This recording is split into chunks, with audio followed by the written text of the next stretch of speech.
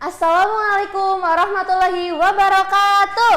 Waalaikumsalam warahmatullahi wabarakatuh. Selamat pagi anak-anak. Baik, Bu.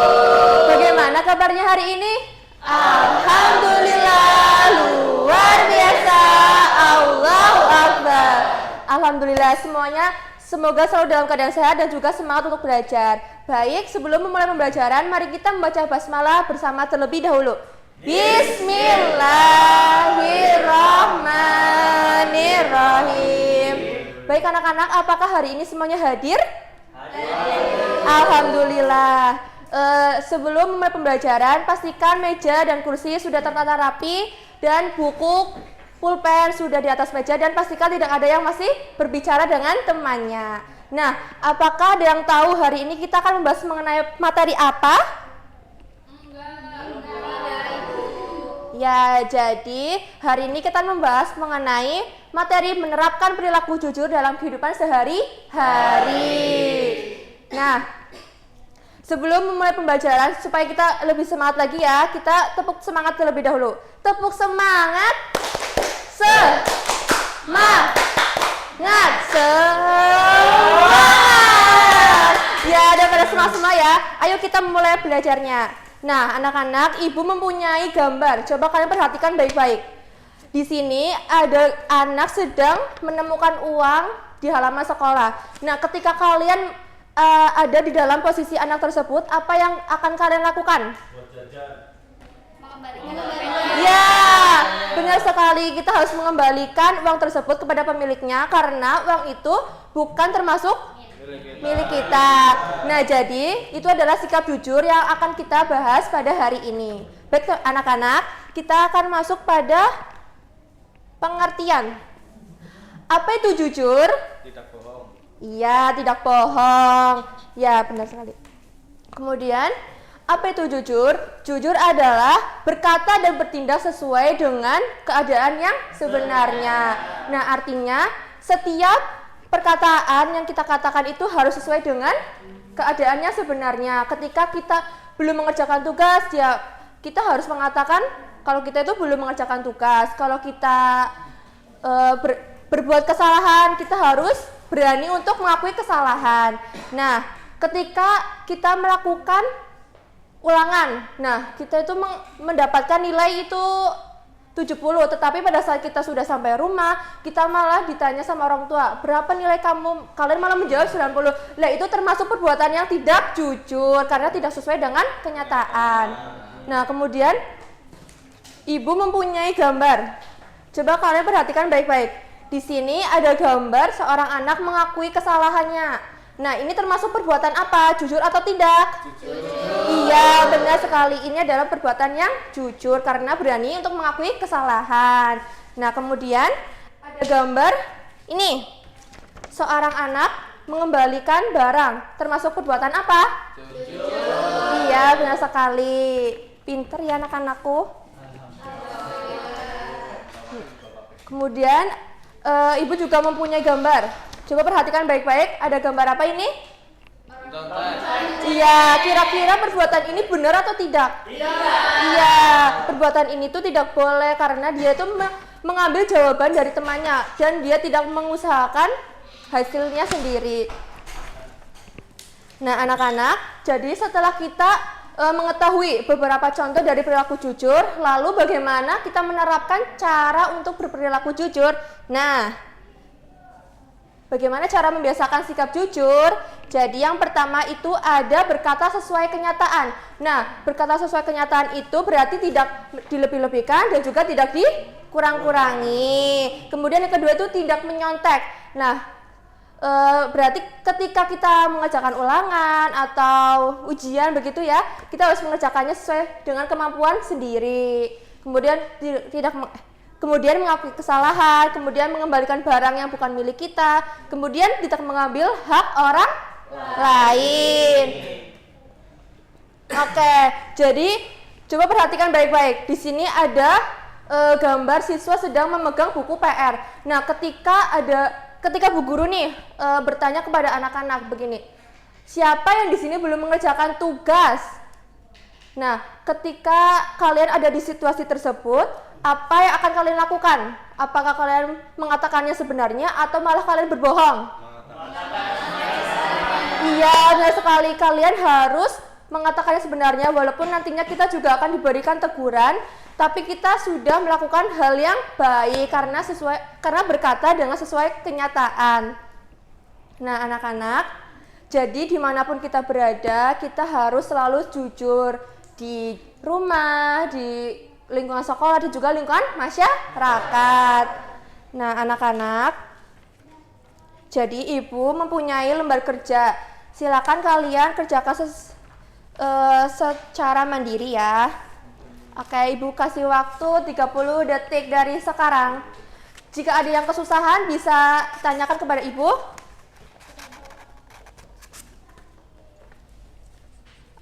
Sudah ya? Sudah anak-anak? Sudah. Oke, sudah. Ibu meminta tolong salah satu anak untuk membacakan soal dan juga jawabannya. Silakan Mbak Yuli berdiri. Ya. Yang nomor 1 ini dibacakan.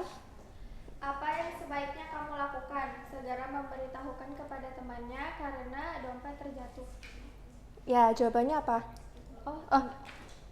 Oh, ceritanya tuh kamu sedang berada di kelas. Saat pelajaran akan dimulai, kamu melihat sebuah dompet milik temanmu terjatuh di bawah meja. Tidak ada seorang pun yang melihat kamu menemukan dompet tersebut.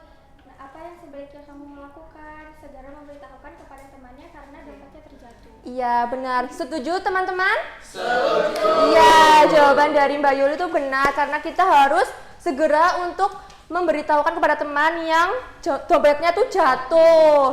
Oke anak-anak, jadi karena pembelajaran kita pada hari ini itu sudah hampir selesai ya waktunya. Jadi Ibu harap materi yang kita pelajari pada hari ini semoga menjadi ilmu yang bermanfaat, ilmu yang barokah. Amin. Jadi Ibu tutup ya. Wassalamualaikum warahmatullahi wabarakatuh. Waalaikumsalam warahmatullahi wabarakatuh.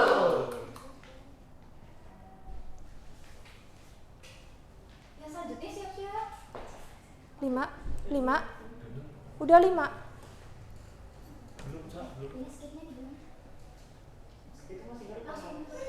Kapan besok? Hah? 5 lagi udah.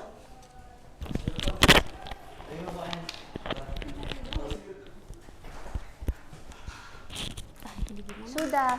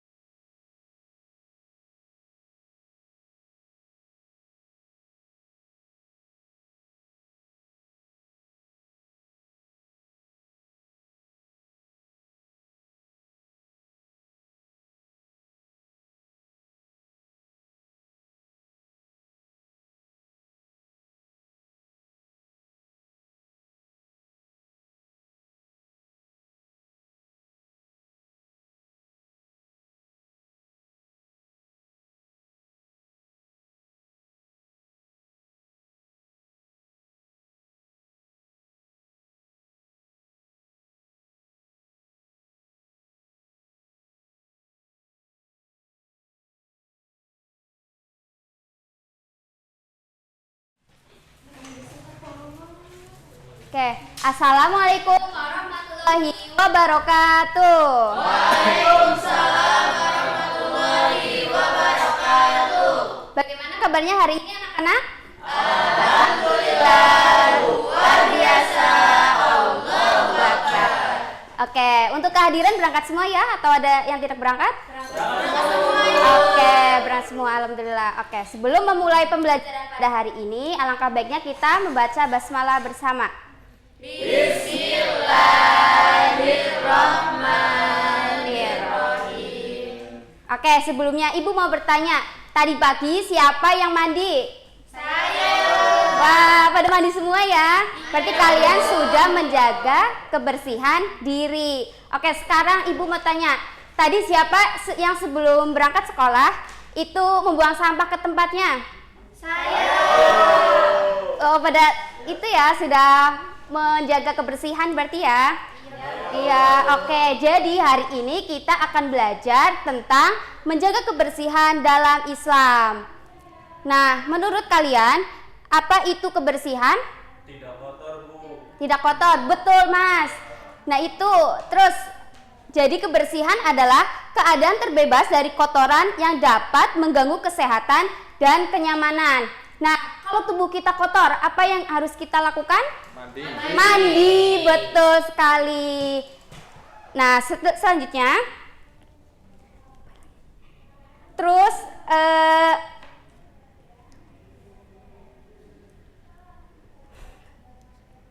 oke, selanjutnya Ibu ada gambar. Nah, kira-kira siswa ini sedang apa ya? Mencuci tangan. Oke, mencuci tangan. Mencuci tangan itu apakah bagian dari menjaga kebersihan? Karena dia mencuci tangan supaya tangannya tetap bersih. Iya, betul sekali Mbak Ica. Nah, selanjutnya Ibu ada gambar nih. Ibu ada gambar. Ini gambar apa? Membuang sampah. Oke, membuang sampah. Apakah ini termasuk menjaga kebersihan? Iya, Termasuk. Nah, kalau kita membuang sampah dengan sembarangan,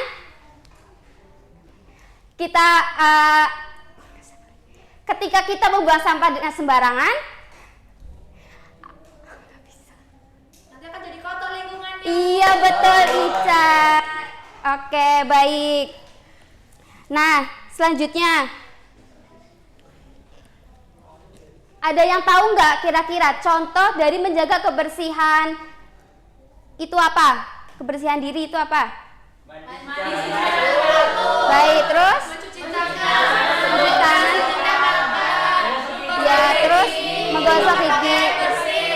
Iya. Menjaga kebersihan rambut dan tubuh.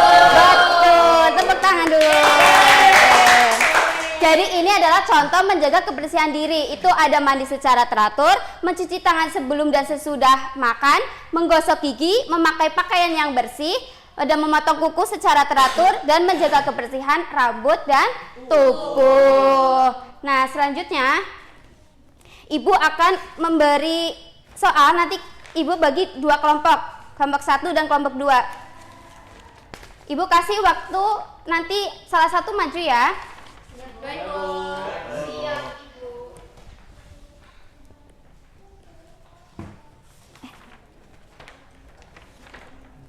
Itu udah ada.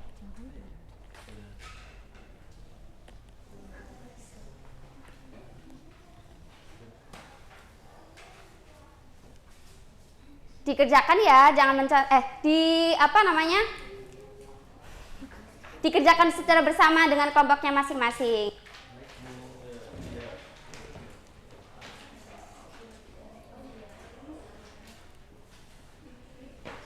Sudah, Ibu.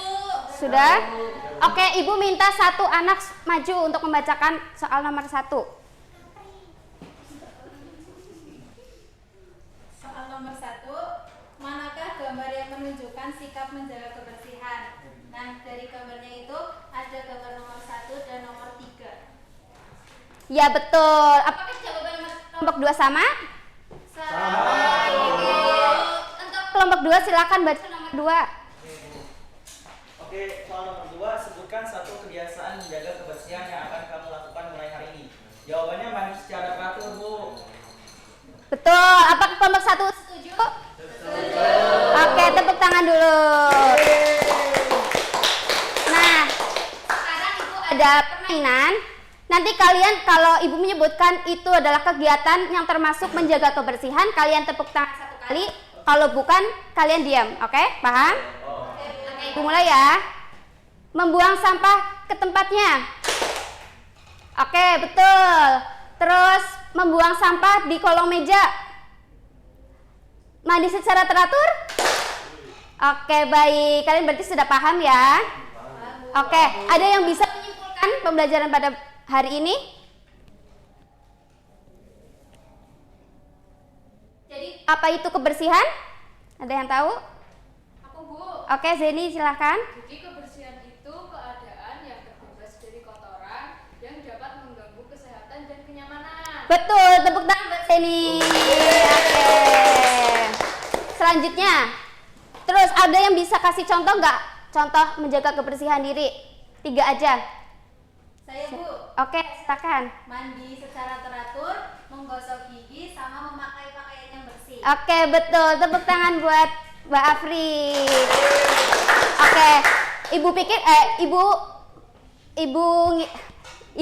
Ibu rasa kalian sudah paham ya materi pada hari ini.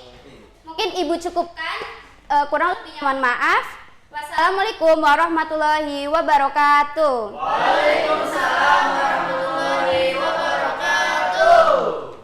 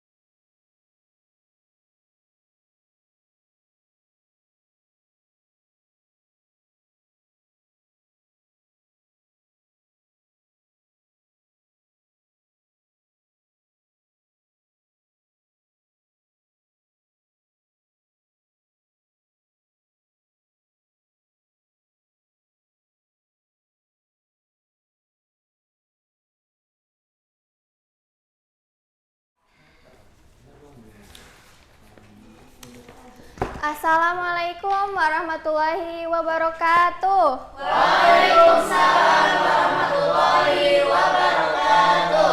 Selamat pagi anak-anak. Pagi, Bu. Apa kabarnya kalian hari ini? Alhamdulillah. Luar biasa. Allahu Akbar. Baik, sebelum kita mulai pembelajaran, Ibu harap kalian berdoa terlebih dahulu ya. Berdoa dalam hati, mulai. Selesai. Alhamdulillah, sebelumnya ada yang tidak hadir pada pertemuan kali ini? Alhamdulillah, hadir semua ya. Hari ini siapa yang tahu kita akan belajar materi tentang apa? Puasa wajib dan puasa sunnah. Masya Allah, betul sekali. Siapa di sini yang pernah melaksanakan puasa selain di bulan Ramadan? Saya. Puasa apa? Puasa Masya Allah, betul sekali.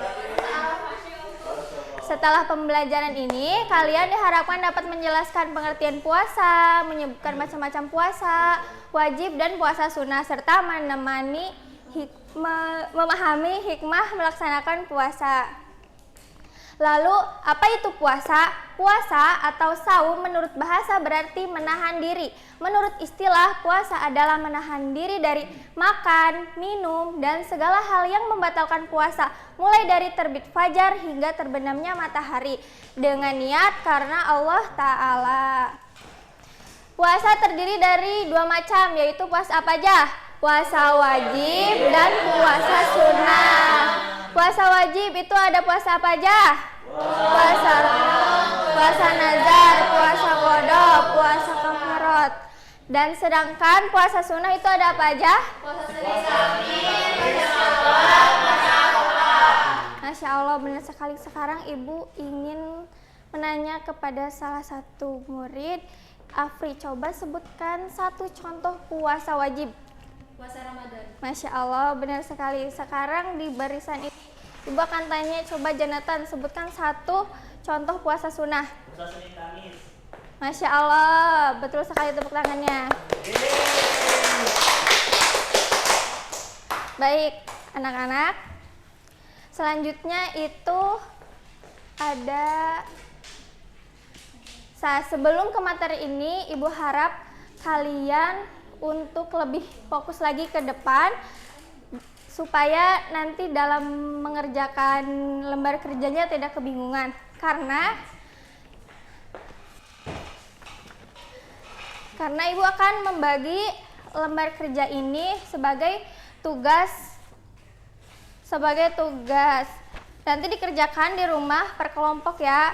Kelompok 1 dan kelompok 2. Kelompok 1 Ibu bagi di barisan kanan dan kelompok 2 di barisan kiri. Baik. Selanjutnya, perbedaan puasa wajib dan puasa sunnah. Puasa wajib dilaksanakan, berdosa jika ditinggalkan tanpa alasan yang syar'i. Contohnya, puasa Ramadan, nazar, qada, dan kafarah. Sedangkan puasa sunnah dianjurkan untuk dilaksanakan, tidak berdosa jika tidak dikerjakan. Contohnya, Kamis, Syawal, Arafah. Ica, bangun. Ibu harap kamu duduk yang rapi. Nih, duduk yang rapi. Perhatikan ke depan. Jangan ngantuk ya. Afri, Dila, jangan berisik. Coba perhatikan ke depan. Jangan bercanda. Nanti kalian gak bisa untuk menjawab pertanyaan ini. Iya Bu, ini lagi ngerjain. Bu harap kalian bisa ya Iya Bu. menghormati ibu yang sedang berbicara di depan. Maaf ya Ibu. Baik teman-teman, sekali lagi tolong perhatikan ke depan ya, karena materi ini mudah dan tidak mudah. Mudah jika dilihat, tidak mudah jika dikerjakan. Nah, anak-anak, kita lanjut ya. Hikmah puasa, meningkatkan iman dan takwa kepada Allah Subhanahu wa Ta'ala, melatih disiplin, kejujuran, dan kesabaran, menumbuhkan rasa peduli kepada sesama, mengendalikan hawa nafsu, menjaga kesehatan tubuh. Baik.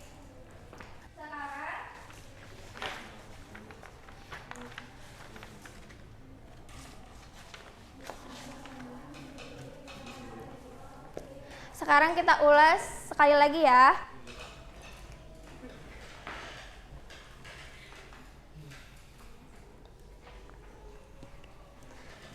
Sekarang kita itu belajar tentang materi apa?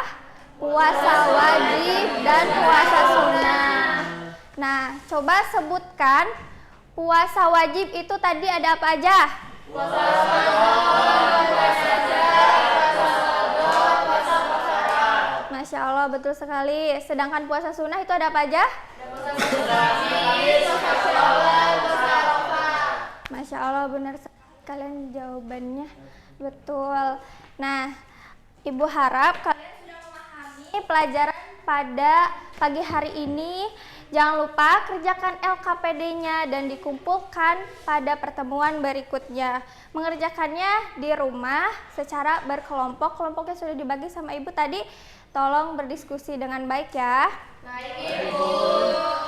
Mungkin cukup sekian pertemuan pada pagi hari ini Ibu cukupkan. Semoga ilmu yang kita dapat hari ini dapat berguna dalam kesehari-harian kita. Terima kasih atas semangat belajarnya. Wassalamualaikum warahmatullahi wabarakatuh. Waalaikumsalam warahmatullahi wabarakatuh.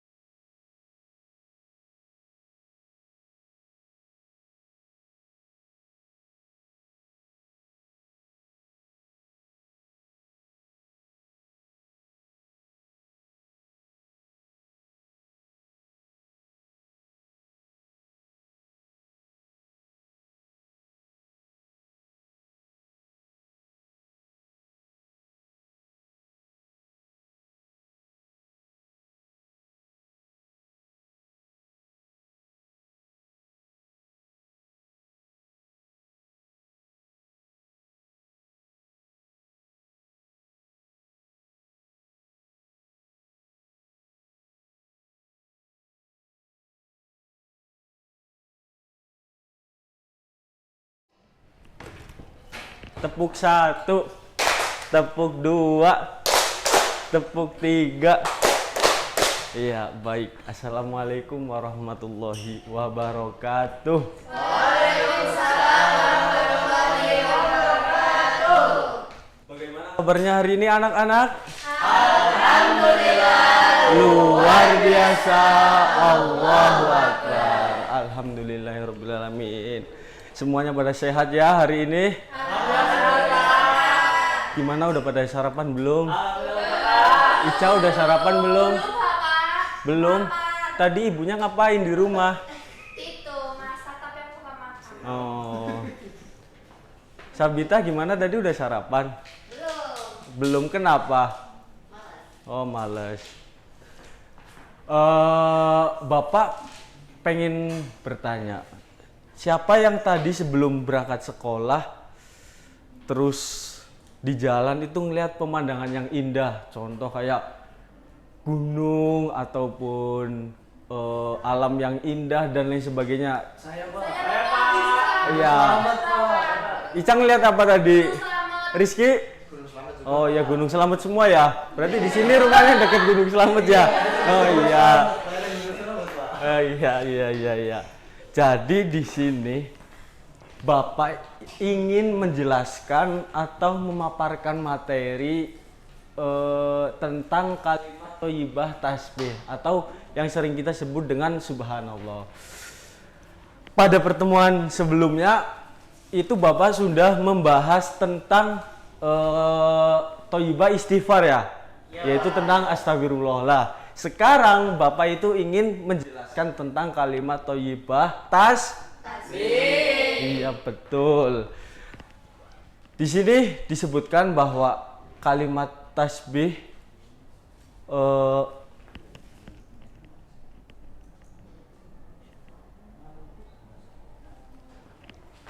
coba bisa dibacakan Jonathan, apa itu kalimat tasbih?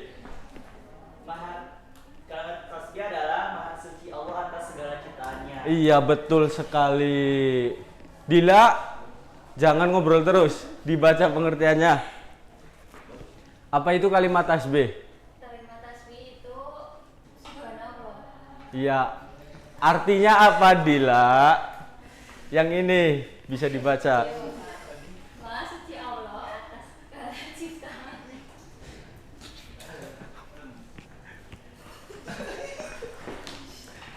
Iya, kalimat thayyibah tasbih itu maha suci Allah atas segala ciptaannya.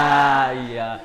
Jadi ketika kita melihat pemandangan yang indah, kemudian melihat alam, kemudian melihat yang hijau-hijau atau yang biru-biru di atas seperti itu kita dianjurkan untuk membaca kalimat tasbih yang bunyinya itu subhanallah. Nah, di sini ada nih pengertiannya. Mengucapkan subhanallah adalah cara kita mengagungkan dan memuji kebesaran Allah Subhanahu wa ta'ala. Nah, selain daripada pengertian, manfaat ketika kita membaca subhanallah itu tentunya banyak ya, beberapa manfaatnya. Coba kita bisa baca bareng-bareng. Ica, jangan mainan sendiri. Ayo dibaca. Manfaat mengucapkan subhanallah. Yang pertama itu ada menambah rasa kagum. Iya betul. Yang kedua, Selanjutnya, ada tenang. iya. Yang mendapat pahala. Kemudian yang keempat membuat kita selalu untuk bersyukur. Iya, tepuk tangan buat Ica.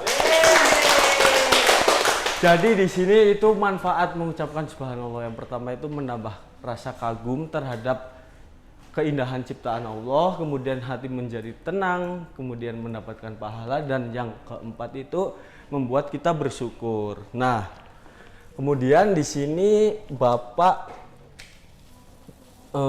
ingin membagikan LKPD untuk kalian semua mengerjakan di sini, dibagi menjadi 3 kelompok. Ini kelompok 1, yang ini kelompok 2, dan yang di belakang adalah kelompok 3. Silahkan dikerjakan dengan berdiskusi dengan kelompoknya masing-masing. Bapak kasih waktu selama 30 detik dari sekarang.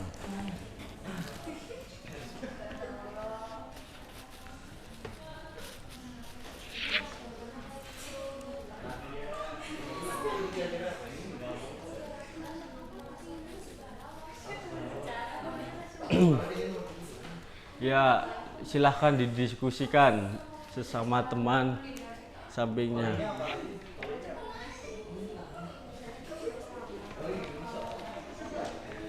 Nah, sudah?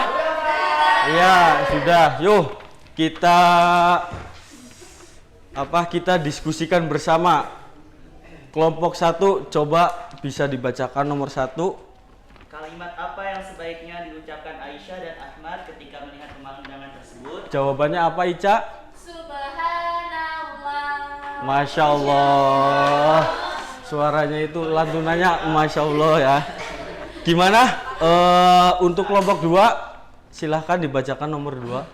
Soal nomor 2. Apa arti dari kalimat tersebut, yaitu Maha Suci Allah? Betul sekali. Dikasih tepuk tangan. Kemudian yang kelompok 3 silahkan dibacakan. Untuk mengingat Soalnya dibaca terlebih dahulu.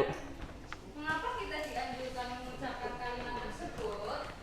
Untuk mengingat kebesaran dan keindahan ciptaan Allah. Iya, betul sekali. Dikasih tepuk tangannya.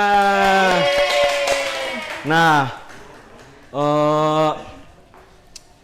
di situ jadi disebutkan ya bahwa Subhanallah adalah Maha Suci Allah. Ketika kita melihat pemandangan yang indah, ketika melihat pelangi dan lain sebagainya, maka kita dianjurkan untuk membaca Subhanallah. Bapak rasa mungkin kalian sudah paham semua ya materi yang Bapak sampaikan pada pertemuan kali ini. Sudah paham semua? Jadi bisa disimpulkan apa arti Subhanallah, Janatan? Maha Suci Allah, Pak. Iya. Bagaimana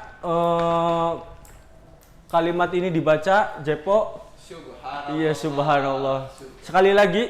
Subhanallah. Kayaknya keturunan Arab ya. Ya.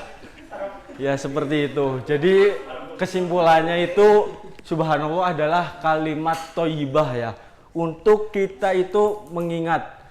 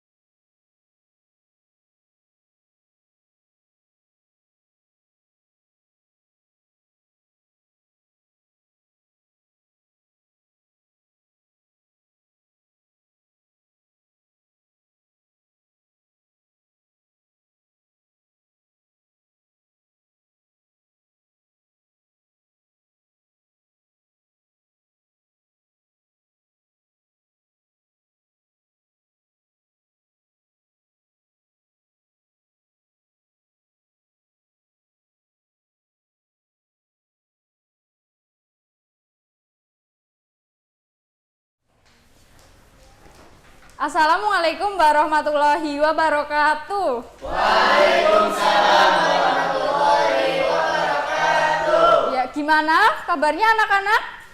Alhamdulillah luar biasa.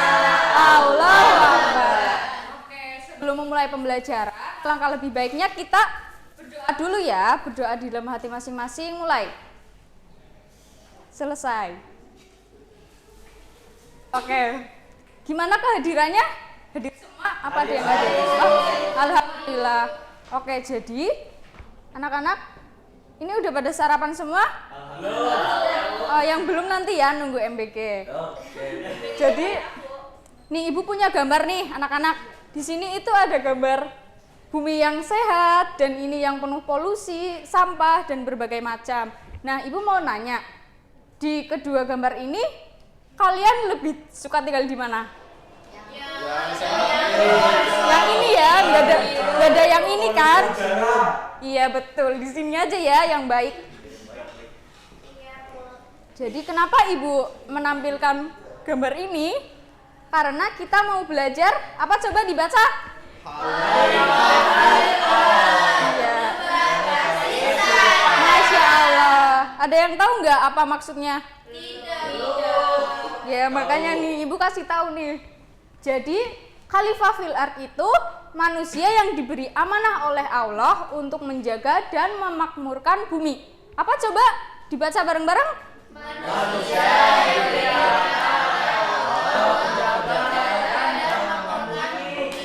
Iya, betul. Jadi, kita itu disuruh oleh Allah Subhanahu wa taala di bumi ini untuk menjaga dan memakmurkan bumi gitu ya. Saling membantu dan tidak mengotori bumi. Tapi pada kenyataannya sekarang itu banyak sekali ya anak-anak yang menebang pohon sembarangan, membuang sampah sembarangan, terus apa lagi coba? Mencoret-coret meja dan Cara-cara tembok ini. Oh iya, pinter sekali Mbak Ica. Terus ada dasar hukum dari Khalifah fil ard. Di mana coba? Mbak Sabita, di mana coba? Di surat Al-Baqarah ayat 30. Coba dibacakan? Bisa? Bismillahirrahmanirrahim. Wa idh qala rabbuka lil malaikati inni ja'ilun fil ardi khalifah. Iya, artinya?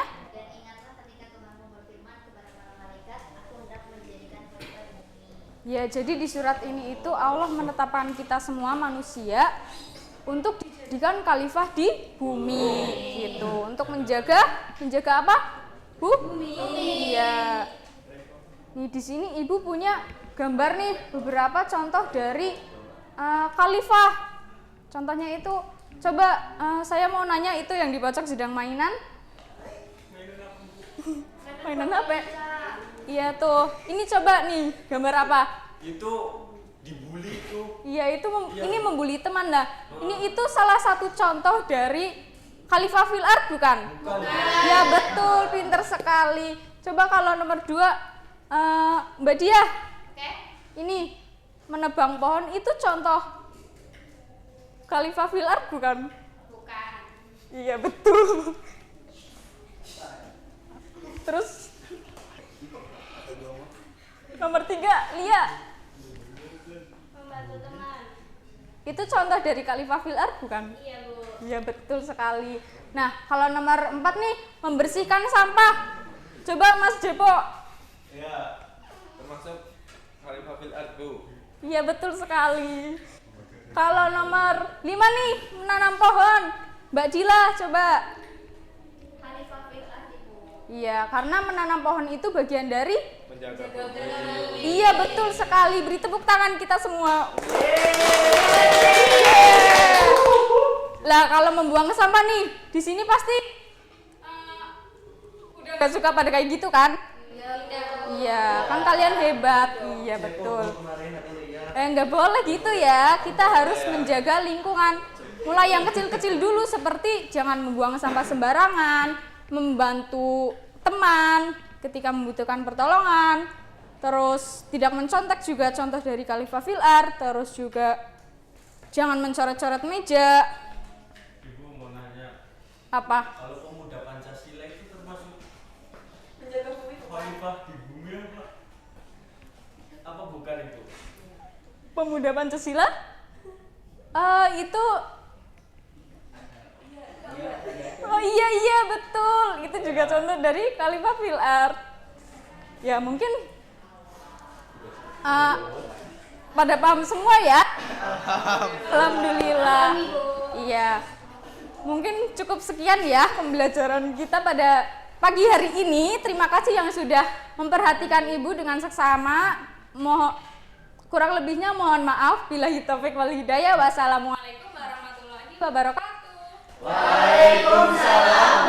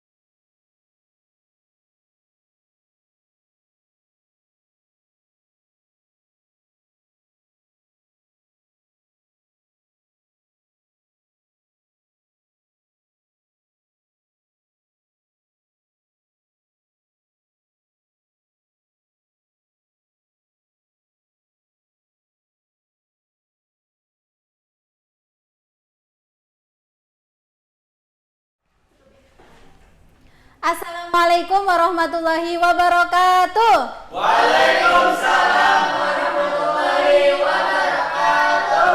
Selamat pagi anak-anak. Pagi, Bu. Nah, sebelum pembelajaran pagi hari ini, kita baca basmalah terlebih dahulu ya bersama-sama. Bismillahirrahmanirrahim. Bagaimana kabarnya hari ini? Alhamdulillah, luar biasa. Allahu Akbar. Nah, Ibu cek kehadiran dulu ya. Apakah hari ini hadir semua? Alhamdulillah ya. Sebelum Ibu memulai pelajaran, Ibu mau tanya, siapa yang tahu mengapa umat Islam itu wajib melakukan sholat? Jawabannya, ayo. Karena iya, betul sekali. Nah, kewajiban sholat itu ternyata ada hubungannya loh sama peristiwa yang sangat istimewa. Kalian ada yang tahu peristiwanya apa? Apa itu? Nah, betul sekali. Nah, pada hari ini kita juga akan membahas dan mempelajari Isra Mi'raj Nabi Muhammad. Nah, nanti Ibu harap kalian bisa memahami apa itu arti dari pengertian Isra Mi'raj serta memahami perjalanannya Isra Mi'raj dan meneladani dan memahami sholat 5 waktu serta meneladaninya dan mengamalkannya dalam kehidupan sehari-hari. Nah, perhatikan sini anak-anak. Apa itu Isra Mi'raj? Isra merupakan perjalanan malam dari Masjidil Haram ke Masjidil Aqsa. Ini merupakan perjalanan Nabi. Nah, Mi'raj adalah perjalanan Nabi dari Masjidil Aqsa naik ke langit hingga Sidratul Muntaha. Nah, kita lanjut. Kenapa Allah memberikan peristiwa ini? Ini termasuk ke dalam latar belakang adanya peristiwa Isra Mi'raj. Nah, latar belakangnya apa? Yang pertama, menghibur Nabi setelah masa penuh ujian.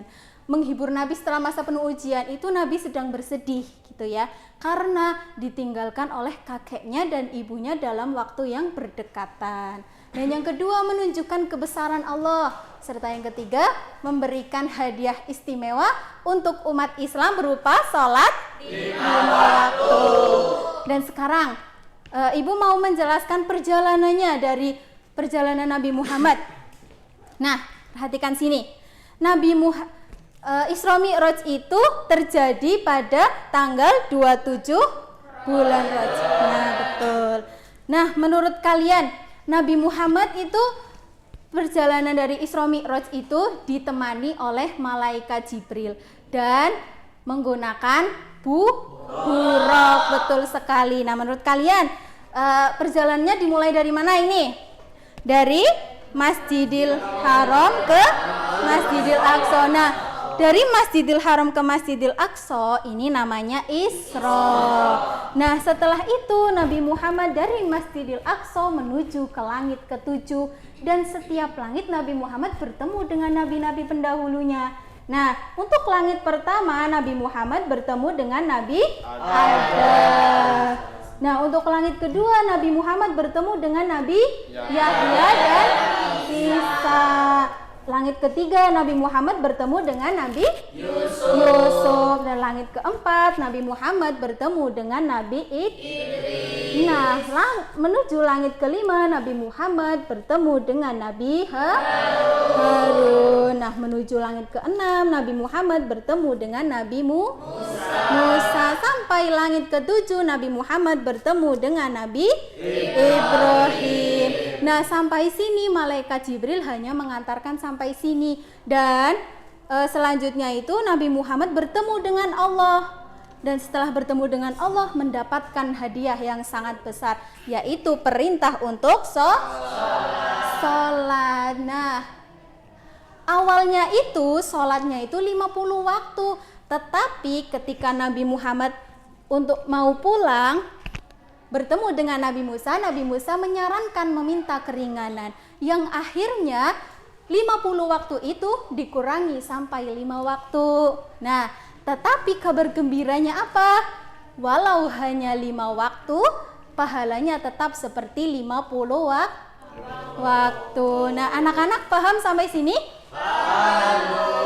Sekarang waktunya belajar berkelompok. Ibu akan membaginya menjadi 2 kelompok. Kelompok 1 sebelah kanan, kelompok 2 sebelah kiri. Nah, nanti kalian kerjakan lembar kerjanya bersama kelompok ya. Nah, waktu kalian 1 menit dimulai dari sekarang.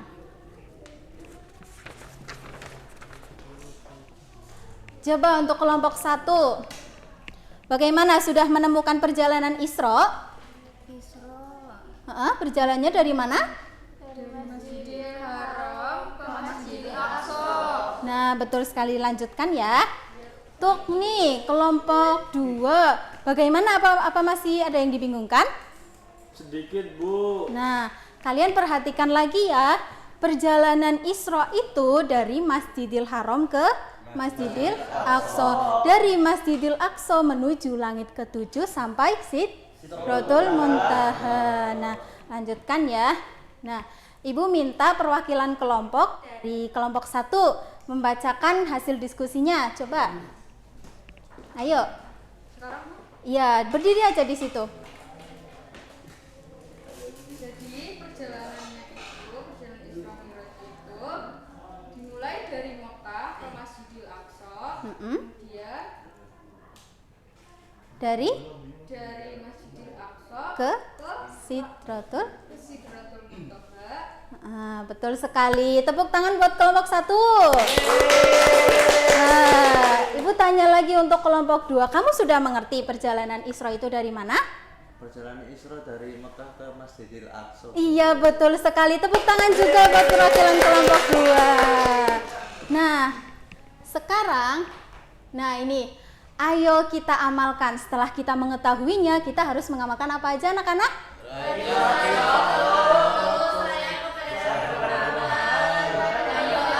Dan berbuat baik. Alhamdulillah, anak-anak semuanya sudah paham ya. Nah, kita simpulkan bersama-sama. Isra adalah perjalanan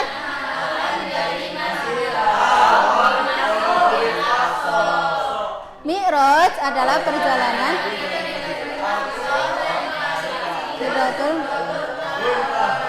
Nah, oke. Jadi untuk pelajaran kali ini Ibu cukupkan sampai di sini. Mari kita baca hamdalah bersama-sama. Alhamdulillahirabbil alamin. Ibu cukupkan. Wassalamualaikum warahmatullahi wabarakatuh.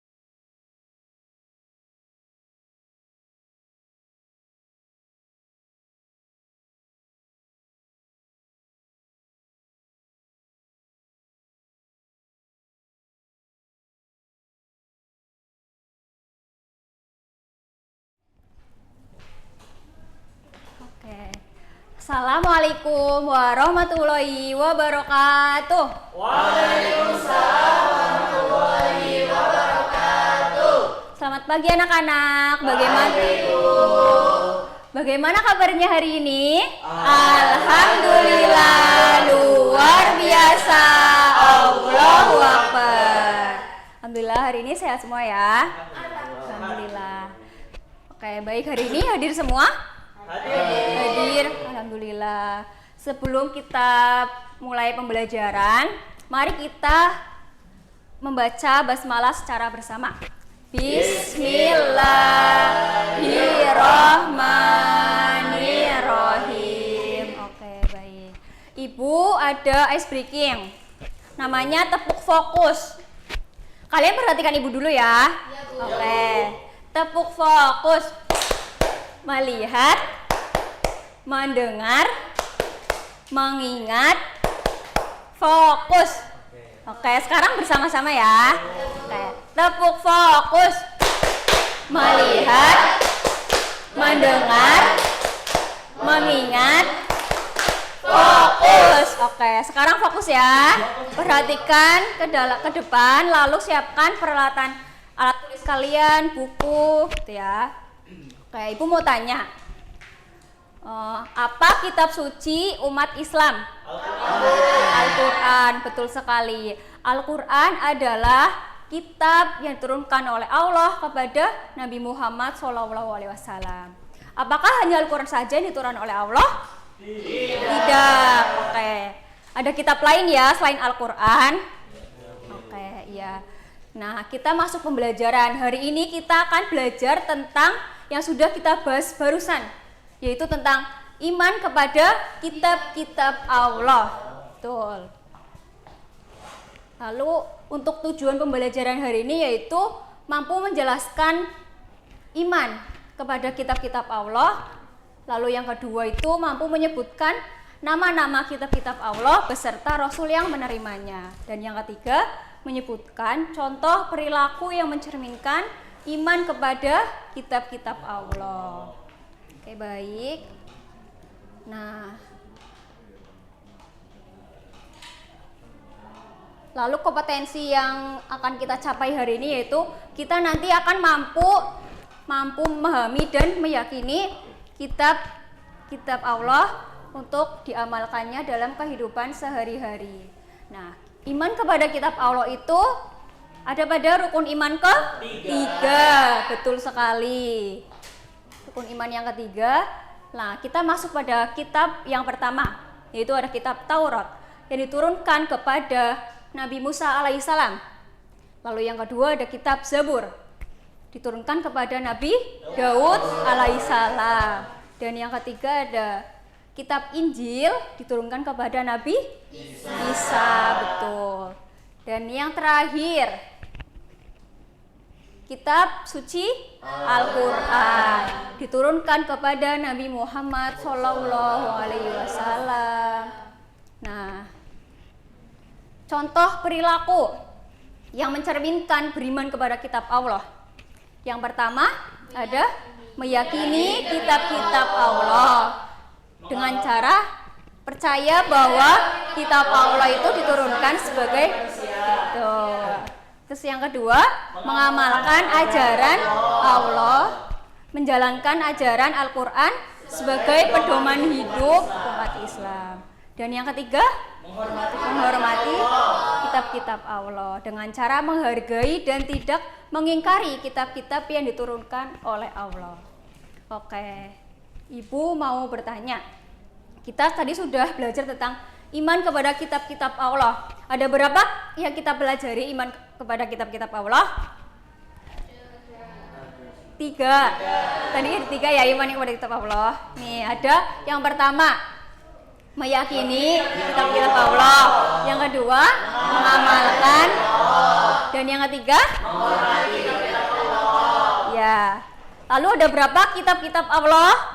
4. Betul sekali. Ibu mau tanya, kitab Injil diturunkan kepada Nabi, Ibu mau tunjuk Mas Jepo, kitab Injil kepada Nabi alaihissalam. Betul sekali. Kitab Injil diturunkan kepada Nabi Isa alaihissalam. Lalu kitab suci Zabur diturunkan kepada Nabi Daud alaihissalam. Betul sekali. Lalu ada kesimpulan pada materi kali ini yaitu iman kepada kitab Allah itu termasuk rukun iman yang ketiga.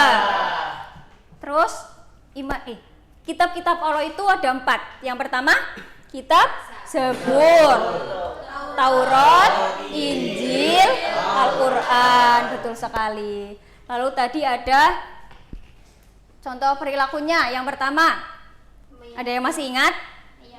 Meyakini kitab-kitab Allah. Ya betul. Mengamalkan ajaran. Betul, kedua Mbak Afri tadi mengamalkan ajaran-ajaran kitab Allah. Iya, betul. Terus yang ketiga?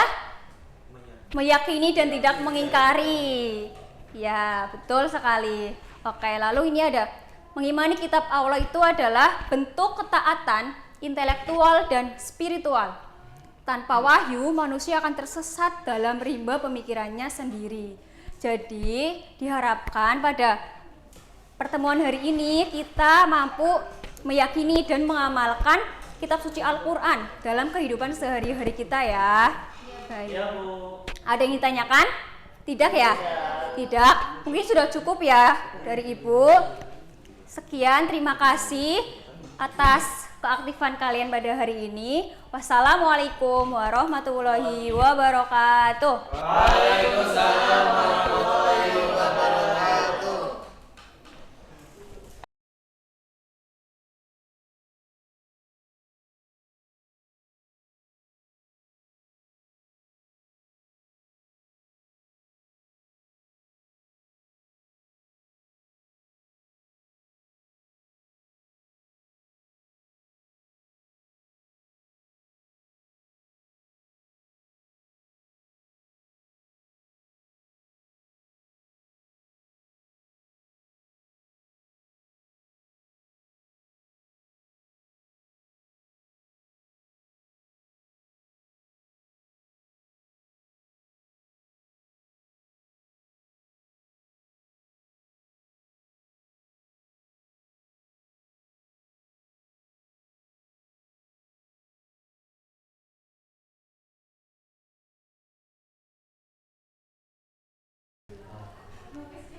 Oke, Assalamualaikum warahmatullahi wabarakatuh. Waalaikumsalam warahmatullahi wabarakatuh. Oke, selamat pagi anak-anak. Gimana kabarnya hari ini? Sehat semua? Alhamdulillah. Luar biasa Allah. Oke, sebelum kita mulai pelajaran, alangkah baiknya kita mengucapkan basmalah secara bersama-sama terlebih dahulu. Bismillahirrahmanirrahim. Oke, hari ini kita akan belajar tentang materi hadas, pembagian dan tata cara mensucikannya. Ada yang masih ingat gak hadas? Apa itu hadas? Lupa ya? Oke, pengertian hadas ya. Hadas adalah suatu keadaan seseorang yang dianggap tidak suci menurut agama, atau kata kuncinya keadaan ya. Suatu keadaan seorang yang tidak suci sehingga terhalangnya orang tersebut untuk melakukan ibadah, baik itu ibadah sholat ataupun ibadah yang lain kepada Allah. Nah, jadi itu ya. Ayo baca bareng-bareng. Hadas adalah suatu keadaan seseorang tidak suci menurut agama. Oke, kenapa orang itu terhalang untuk melakukan ibadah tidak suci juga? Kenapa? Nah, hadas tersebut itu dibagi menjadi dua. Ada hadas kecil dan hadas besar. Yang pertama ada hadas kecil. Hadas kecil adalah hadas yang cara mensucikannya dengan berwudu atau tayamum. Nah, contohnya yang pertama buang air kecil atau pipis, ya kan, tahulah.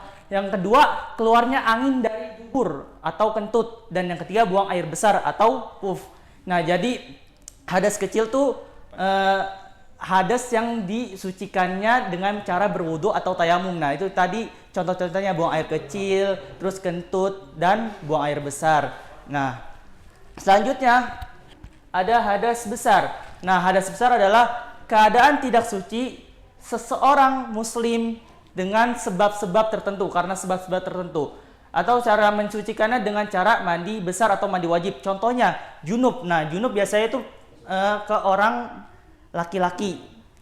Ya, keluarnya air dari kemaluan seorang laki-laki disebabkan karena mimpi basah ataupun tersentuhnya kemaluan tersebut ataupun tidak tersentuhnya, contohnya menghayal. Nah, yang kedua haid. Haid itu keluarnya darah dari kemaluan wanita, bukan karena wanita itu sakit ataupun karena setelah melahirkan. Nah, itu haid ya. Yang ketiga ada nifas. Nifas itu keluarnya darah dari kemaluan wanita disebabkan karena wanita tersebut setelah melahirkan. Nah, cara mensucikan hadas besar itu dengan cara apa? dengan cara mandi besar atau mandi wajib. Pak, mandi besar atau mandi biasa itu sama atau tidak? Tentu saja jawabannya tidak. Karena apa? Karena mandi wajib itu sebelum kita mengguyur air ke seluruh tubuh kita sebelumnya harus niat. Apa niatnya? Nawaitul ghusl li rafil hadatsil akbar fardhan lillahi taala, atau Indonesianya saya niat mandi untuk menghilangkan hadas besar fardu karena Allah taala. Nah, kalau mandi biasa ya udah tinggal guyur tanpa ada niat. Jadi bedanya di niat doang antara mandi wajib dengan mandi biasa. Jadi tadi hadas itu ada dua. Ada hadas apa aja? Hadas besar dan juga hadas besar. Oke, hadas kecil contohnya apa? Mbak Ica. Seperti buang air kecil, buang air besar, sama kentut. Betul sekali. Oke, hadas besar ya. Hadas besar contohnya apa, Mbak Awalia? Junub, haid, nifas. Oke, pintar ya. Oke nih, studi kasus. Misalkan ketika azan berkumandang, Mas Adin langsung melakukan wudhu dan bergegas untuk sholat ke masjid. Ketika sampainya di masjid, perut Mas Adin itu sakit sehingga menyebabkannya keluar angin di arah duburnya atau kentut. Nah, pertanyaannya, apakah Mas Adin boleh melakukan sholat pada saat keadaan tersebut? Gak boleh, Pak. Oke, betul, tidak boleh karena Mas Adin dalam keadaan tidak suci atau kentut. Nah, pertanyaan lagi, kentut itu termasuk hadas kecil atau hadas besar? Betul sekali. Oke, dengan cara apa mensucikan hadas kecil tadi? Berwudu. Oke. Nih, tadi kan ada berwudu dan tayamum. Nah, tayamum ini rukhsah atau keringanan ketika di mana daerah tersebut itu minim air atau tidak ada air. Contohnya di padang pasir yang berada di Arab. Nah, itu dibolehkannya tayamum, nggak berwudu, karena berwudu kan ya syaratnya harus ada air yang suci dan mensucikan. Oke, mungkin ya Bapak kira itu semua udah pada paham ya semuanya ya. Mungkin kita akhiri dengan alhamdulillah dan doa kafaratul majlis. Alhamdulillahirabbil alamin. Subhanakallahumma wa bihamdika asyhadu an la ilaha illa anta astaghfiruka wa atubu ilaik. Wassalamualaikum warahmatullahi wabarakatuh. Waalaikumsalam warahmatullahi wabarakatuh.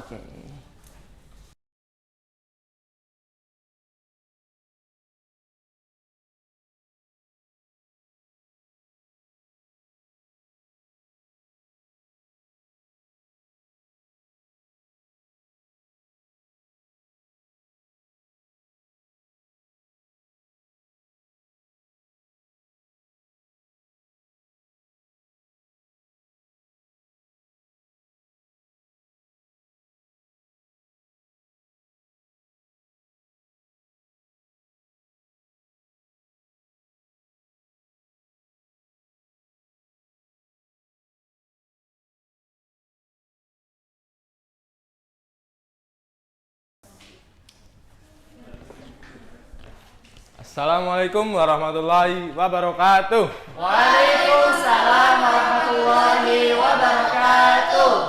Nah, bagaimana hari ini anak-anak kabarnya? Alhamdulillah, luar biasa, Allahu Akbar. Nah, kita absensi dulu ya. Siapa nih yang nggak berangkat hari ini? Hadir semua, Pak.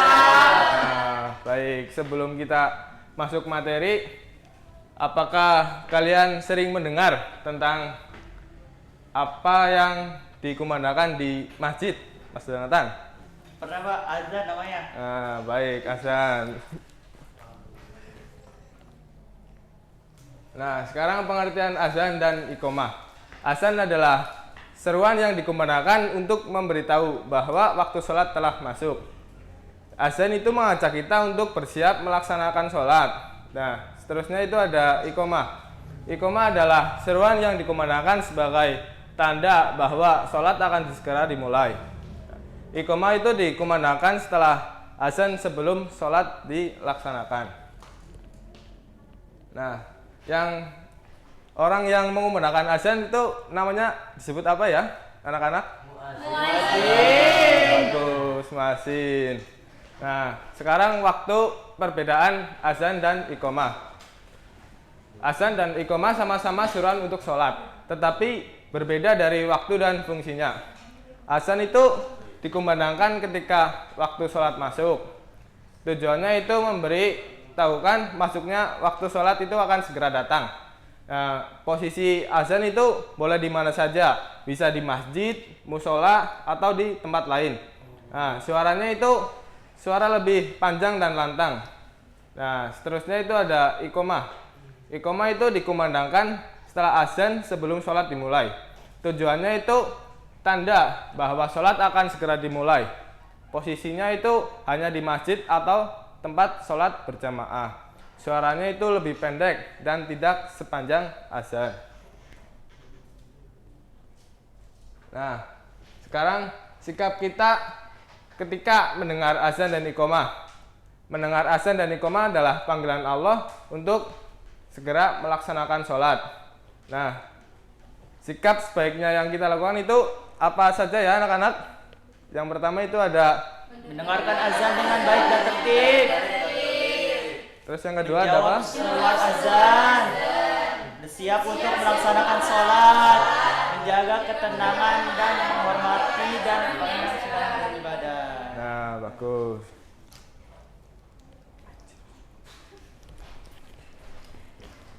Nah, di situ ada dalilnya. Ada yang mau baca dalilnya? Saya Pak. Nah, silakan Mbak Afri. Wa idza sami'tumul adzana faqulu misla ma yaqulul muadzin. Nah, artinya apa, Mbak Afri? Artinya, dan apabila kamu mendengar azan, maka ucapkanlah seperti yang diucapkan oleh muadzin. Nah, beri tepuk tangan kepada Mbak Afri ya. Nah, baik. Mungkin ada yang mau menyimpulkan pengertian azan dan iqomah? Silakan, siapa yang mau menyimpulkan? Saya, Pak. Pak. Nah, siap Mas Rizky. Jadi pengertian azan itu adalah seruan yang dikumandangkan untuk memberitahukan bahwa waktu sholat telah masuk. Nah, baik. Pengertian dari iqomah adalah seruan yang dikumandangkan sebagai tanda bahwa sholat akan segera dimulai. Nah, beri tepuk tangan kepada Mas Rizky. Nah, sekarang Bapak akan memberikan lembar kerja untuk kalian belajar di rumah ya. Baik, Pak.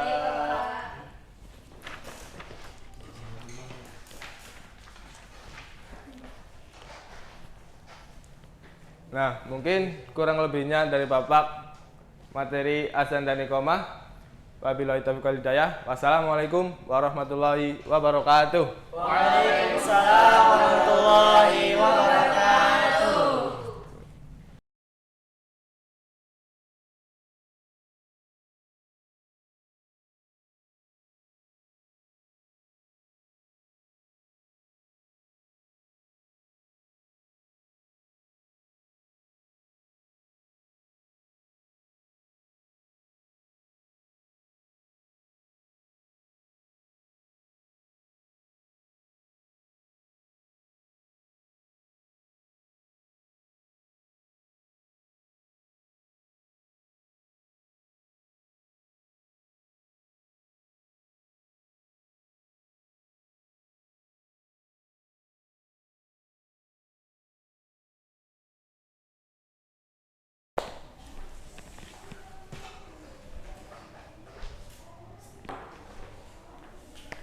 Oke, baik.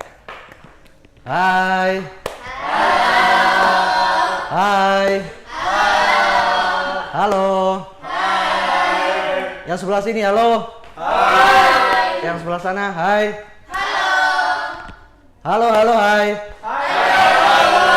Oke, baik. Tepuk 1. Tepuk 2. Tepuk 3. Oke, baik. Semuanya udah fokus ya berarti ya. Bapak mulai aja. Assalamualaikum warahmatullahi wabarakatuh. Waalaikumsalam warahmatullahi wabarakatuh. Gimana kabarnya hari ini anak-anak? Alhamdulillah. Luar biasa. Allahu Akbar. Ya, apakah semuanya hadir hari ini? Oke, untuk memastikan kelengkapan anak-anak, Bapak akan cek terlebih dahulu sebentar. Mas Adin. Oke, hadir. Mbak Sabita. Mbak Ica. Oke. Mas Jepo. Oke, semuanya berarti hadir ya anak-anak. Oke. Jadi kita di sini akan belajar tentang sholat sunnah rawatib. Sholat sunnah rawatib adalah iring-iringan dari sholat wajib. Nah, sebelum kita belajar tentang sholat sunnah rawatib, anak-anak tahu nggak sholat wajib itu apa? Sholat yang harus dikerjakan. Iya, kalau dikerjakan mendapat kalau ditinggalkan oke, mendapat dosa. Pinter banget. Macam-macam sholat wajib itu ada apa aja, Mbak Afri? Sholat wajib. Yang pertama dah, satu, sholat wajib. Iya, yang pagi. Oke, lanjut. Mbak Ica. Zuhur, Aduh. asar, maghrib, isya. Oke, Mbak Ica. Dijawab semua oleh Mbak Ica ya ternyata ya. Pinter banget. Oke, langsung saja kita masuk ke sholat sunnah rawatib. Itu Amalan ringan pahala besar. oke, jadi sholat sunnah rawatib itu nggak memerlukan banyak waktu, nggak menyita banyak waktu, nggak menyita banyak fisik, tetapi dia memiliki keutamaan yang luar biasa, bisa membuat kita mendapat pahala yang banyak. Oke, pengertiannya sholat sunnah yang dikerjakan, pengertian dari sholat sunnah adalah sholat sunnah yang dikerjakan sebelum dan juga sudah sholat wajib, bertujuan untuk menyempurnakan sholat fardu kita. Pengertiannya apa tadi anak-anak?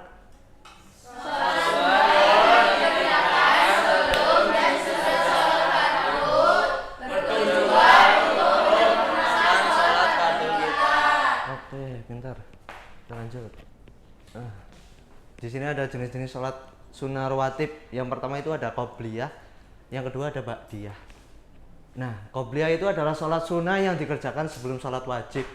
Nah, tadi kan pengertiannya ada sholat sunnah yang dikerjakan sebelum dan juga sesudah sholat wajib atau sholat fardu. Nah, itu kan ada qobliyah, ba'diyah. Qobliyah dikerjakan sebelum, kalau ba'diyah dikerjakan sesudah. Oke, pinter. Qobliyah itu dikerjakan kapan, Mbak Awalia? Sebelum. Oke, sebelum, pinter. Kalau ba'diyah, Mas Adin? Sesudah. Oke, pinter. Kita lanjut ke slide berikutnya, yaitu jumlah rakaat di setiap sholat sunnah rawatib. Di setiap sholat wajibnya ada subuh 2 rakaat, zuhur disarankan 2 sampai 4 rakaat qobliyah, dan juga 2 ba'diyah. Terus ada asar. Asar sebenarnya itu bukan sunnah muakkad, tapi sunnah ghairu muakkad. Jadi nggak terlalu dianjurkan. Kalau semisal ditinggalkan juga nggak apa-apa. Terus ada sholat maghrib, ada 2 qobliyah dan juga 2 ba'diyah, dan juga yang terakhir ada isya, 2 qobliyah dan juga 2 ba'diyah. Dan maghrib dan isya 2 qobliyahnya itu sama-sama ghairu muakkad hukumnya, tidak muakkad. Jadi keseluruhan yang sunnah muakkad itu ada 12. Di antaranya ada qobliyah subuh 2, terus apa lagi? Qobliyah zuhur 2 sampai 4. Terus ada ba'diyah zuhur, terus 2 rakaat, terus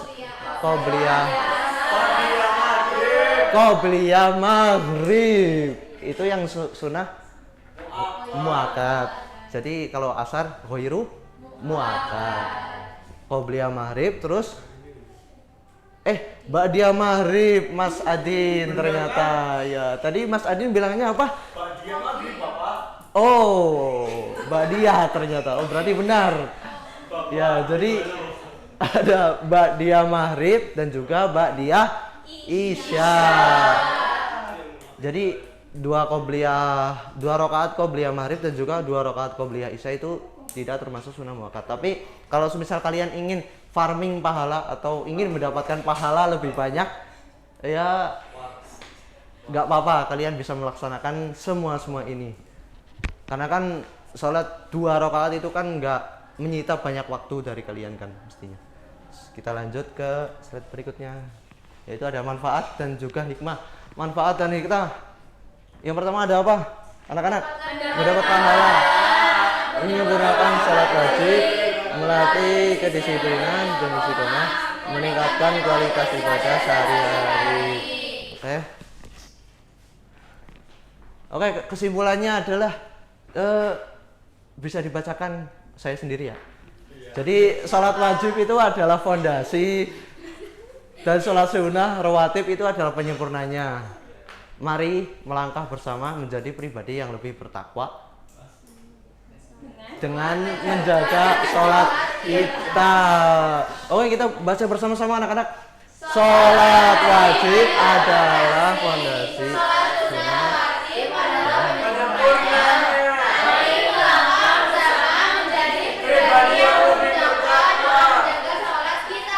Oke, baik. Mungkin cukup itu ya anak-anak. Apakah semuanya udah paham? Oke, baik. Mungkin cukup itu dari Bapak yang Bapak telah sampaikan tadi. Sholat sunnah qobliyah itu apa Mas Adin? Sebelum sholat fardu. Pinter. Kalau sholat sunnah rawatib ba'diyah itu kapan Mbak Yuli? Ba'diyah. Oke, sesudah. Oke, baik. Mungkin cukup itu yang bisa Bapak sampaikan, kurang lebihnya mohon maaf. Billahi taufik wal hidayah. Assalamualaikum warahmatullahi wabarakatuh.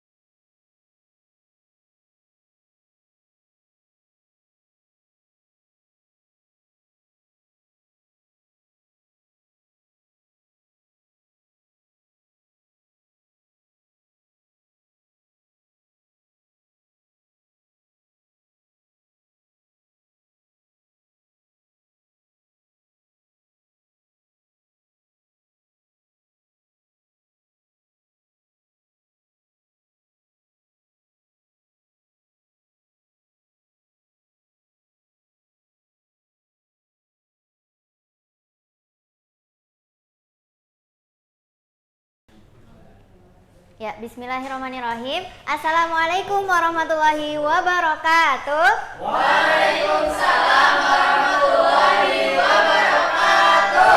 Oke, semangat ya hari ini ya. Gimana kabarnya teman-teman semuanya? Alhamdulillah, luar biasa. Allahu Akbar. Oke, hari ini hadir semua ya?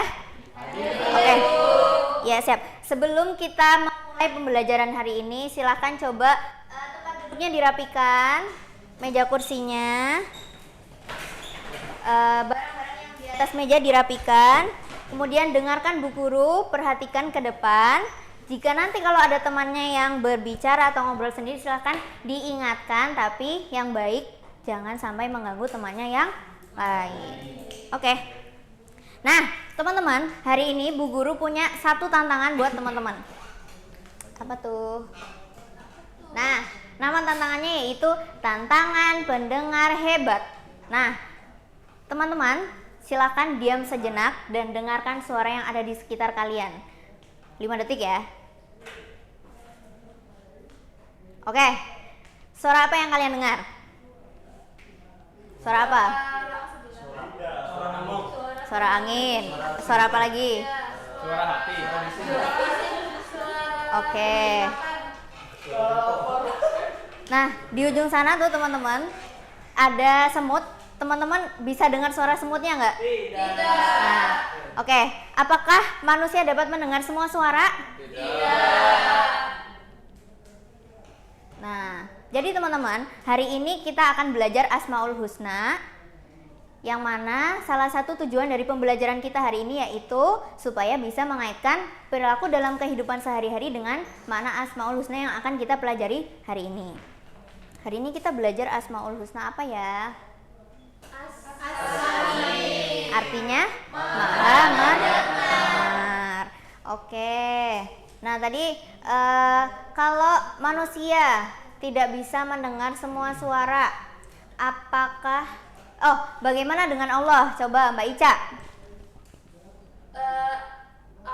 Allah itu tidak sama seperti manusia, Bu Guru.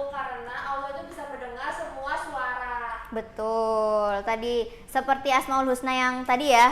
Apa? As-Sami maha maha mendengar. Oke.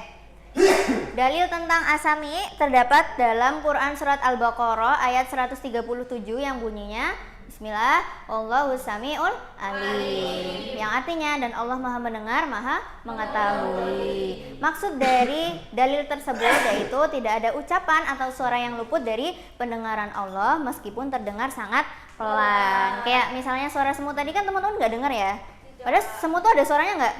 Ada, tapi kan pelan ya. Kita nggak bisa dengar, tapi Allah bisa dengar. Terdengar sangat pelan, meskipun terdengar sangat pelan. Nah, bagaimana cara meneladani As-Sami dalam kehidupan sehari-hari? Oke, yang pertama menjaga ucapan. Gimana? Berbicara dengan baik dan menghindari perkataan yang menyakiti orang lain. Kemudian yang kedua, menjadi pendengar. Gimana? Mendengarkan ketika bu guru atau teman berbicara dan menghargai pendapatnya. Kemudian yang ketiga, berdoa. Bahwa meyakini Allah Subhanahu wa Ta'ala mendengar setiap doa yang kita panjatkan. Oke, sekarang teman-teman bisa berdiskusi. Bu Guru bagi kelompok, satu kelompok 2 orang, silahkan berpasangan. Mas Jonathan sama Mas Adin. Mas Cepo sama Mbak Dia. Sama belakangnya ya, sama belakangnya. Nah, nanti silahkan didiskusikan, nanti dipresentasikan ya. Tuliskan jawabannya, nanti kalau sudah siap dipresentasikan.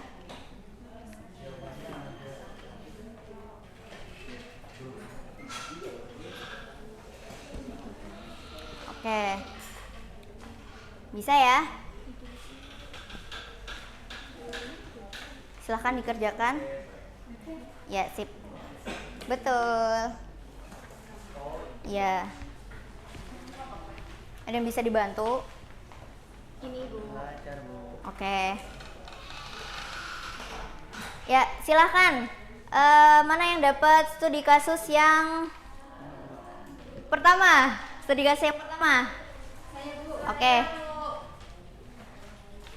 Di sini ya kayaknya tadi. Ya, silahkan. Coba Mbak Ica dibaca. Ininya Bu. Ya. Nomor 1, mengapa Dimas memilih untuk tidak ikut membicarakan temannya? Karena Dimas itu meyakini bahwa Allah Subhanahu wa Ta'ala itu Maha mendengar meskipun berbicara dengan suara yang pelan dan tidak didengar orang lain. Oke, cukup. Silakan baca kesimpulannya coba. Jadi kesimpulannya yaitu As-Sami berarti Allah Maha mendengar. Allah mendengar semua suara dan ucapan makhluknya, sehingga kita harus menjaga ucapan dan membiasakan berkata yang baik. Oke, baik. Terima kasih. Setuju ya sama kesimpulannya Mbak Ica? Setuju. Oke. Sekarang boleh studi kasus yang kedua dibaca kesimpulannya. Oke, kesimpulannya meyakini Allah Maha mendengar membuat kita lebih berhati-hati dalam berbicara dan selalu bahwa Allah mendengar setiap doa yang kita panjatkan. Oke, setuju ya? Setuju. Nah, sekarang hari ini apa yang kalian pelajari coba tadi? Bahwa As-Sami itu artinya apa? Allah Maha mendengar. Nah, bagaimana cara meneladani As-Sami? Coba yang ada yang mau menjawab? Saya Bu. Oke, boleh. Berbicara dengan baik dan menghindari perkataan yang menyakiti orang lain. Betul. Ada lagi? Saya Bu. Oke, Mendengarkan ketika guru atau teman berbicara dan menghargai pendapatnya Bu. betul. Ya, boleh. Silahkan Mbak Yuli. Meyakini bahwa Allah Subhanahu wa Ta'ala mendengar setiap doa yang kita panjatkan. Oke, sip semuanya. Berarti semuanya sudah paham ya bagaimana cara meneladaninya ya. Nah, sekarang apakah kalian sudah menjadi pendengar yang baik? Sudah. Oh, sudah. Betul. Sudah ya, dari tadi teman-teman semuanya memperhatikan dengan baik. Oke.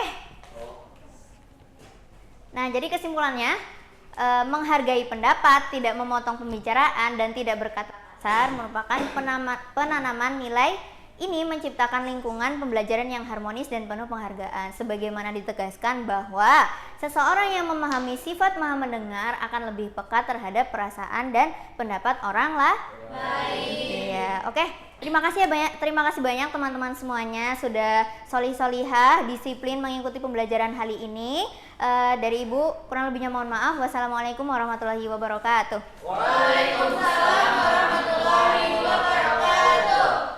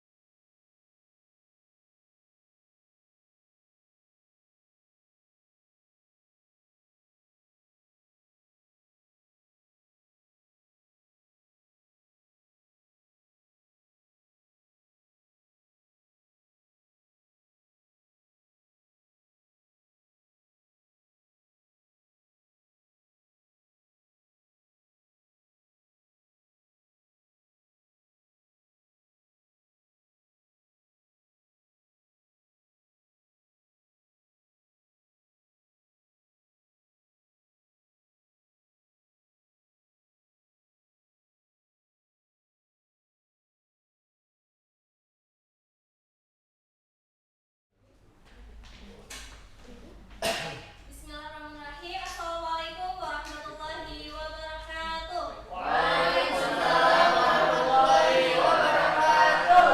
Gimana kabarnya hari ini anak-anak? Sehat? Pada berangkat semua atau ada yang nggak hadir? Berangkat semua. Bagus sekali. Nah, sebelum kita memulai pembelajaran, alangkah baiknya kita membaca basmalah terlebih dahulu bersama-sama. Bismillahirrahmanirrahim. Oke. Nah, hari ini ada yang tahu nggak kita mau belajar apa?